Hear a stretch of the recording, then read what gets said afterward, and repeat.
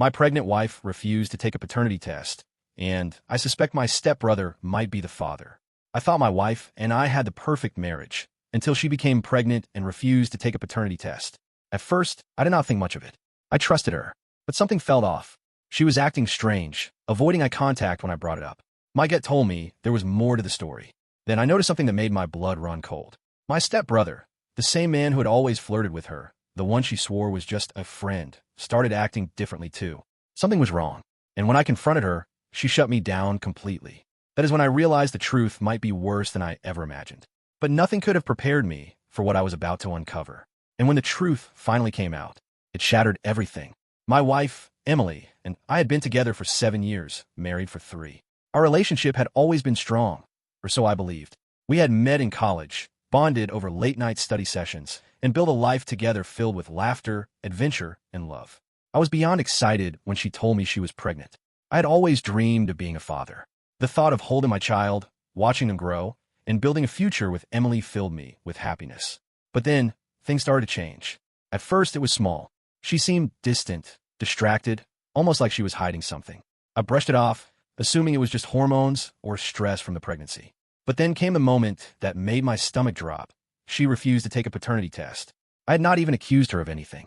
I had suggested it casually, saying it would be nice to have for peace of mind. But the way she reacted? Pure panic. She got defensive, said she was hurt that I would even suggest it. But the way her voice wavered, the way she avoided looking at me, it was as if she was afraid of what the test might reveal. There was one person in my life who had always been a problem, my stepbrother, Ryan.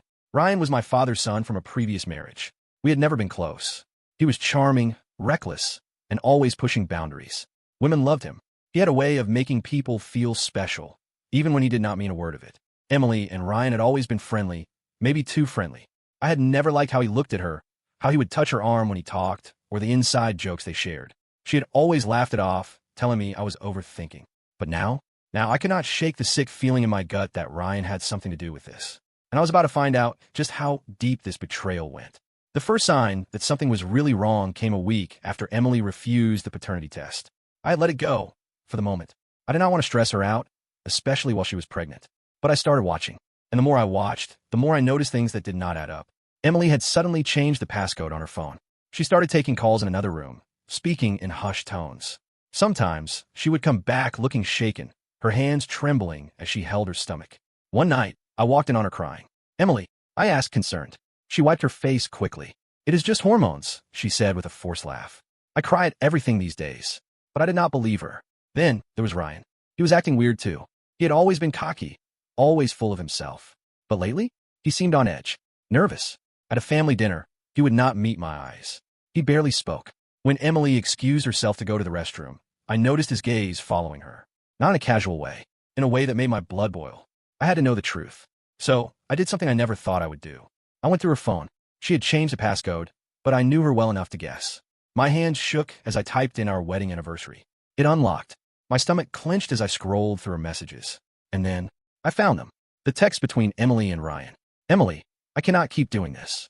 He is starting to suspect something. Ryan, we just have to hold it together a little longer. Emily, you do not understand. What if the baby is yours? Ryan, it will be fine. Just stick to the plan." The phone nearly slipped from my hands. I felt my world shatter around me.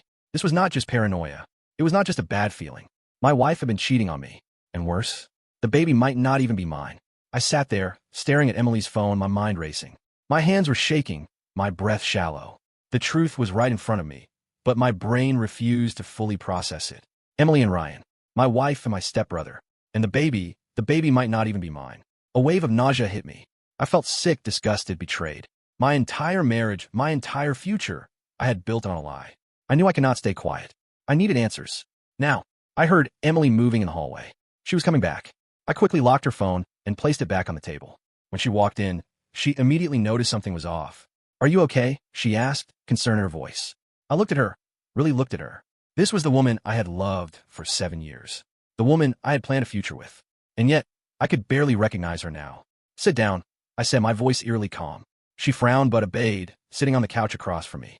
"What is going on?" I inhaled deeply, trying to keep my emotions in check. "I went through your phone, Emily." Her entire body stiffened. "You what?" I saw the texts. She froze. The color drained from her face. Her lips parted slightly, but no words came out.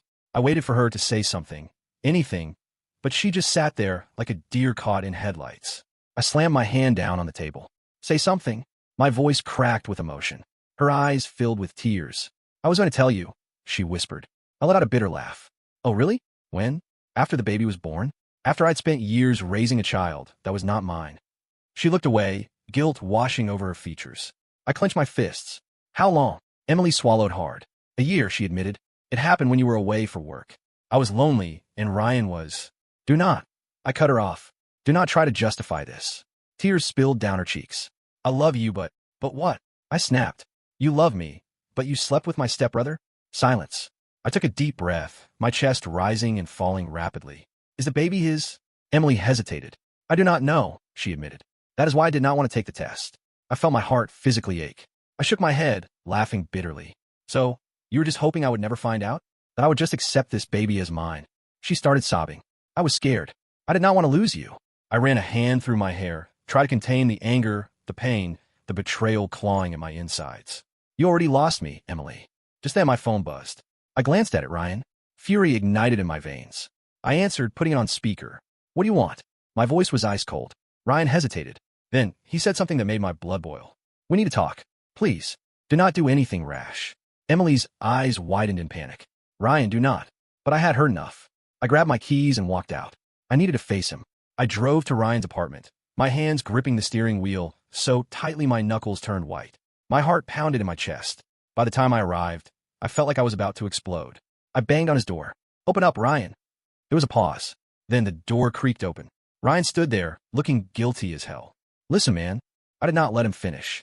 I shoved him back, stepping inside and slamming the door behind me. Explain, I demanded. Ryan sighed, rubbing the back of his neck. I did not mean for this to happen. I let out a harsh laugh. That is what you have to say. He looked down. I never wanted to hurt you. Then why did you sleep with my wife? I snapped.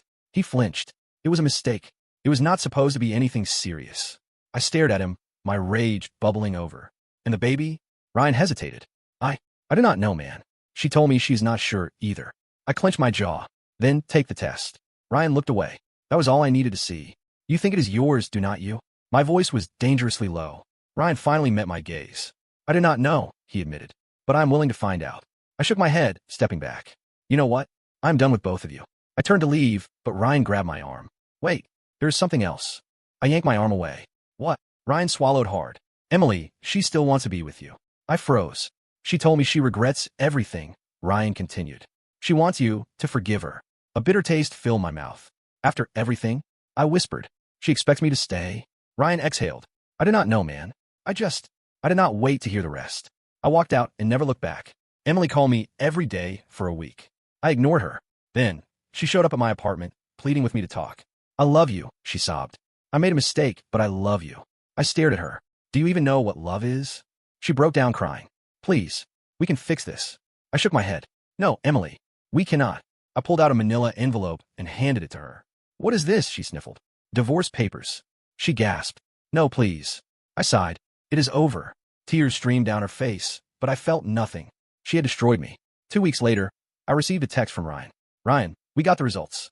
I stare at my screen, my heart pounding. Me and... There was a long pause. Then he replied, Ryan, the baby is mine. I exhaled slowly, my chest tightening. That was it. The final nail in the coffin. I blocked Ryan's number. I blocked Emily's too. And just like that, I walked away from the life I once knew. What would you have done in this situation? Would you have forgiven Emily or walked away like I did? Let me know your thoughts in the comments below.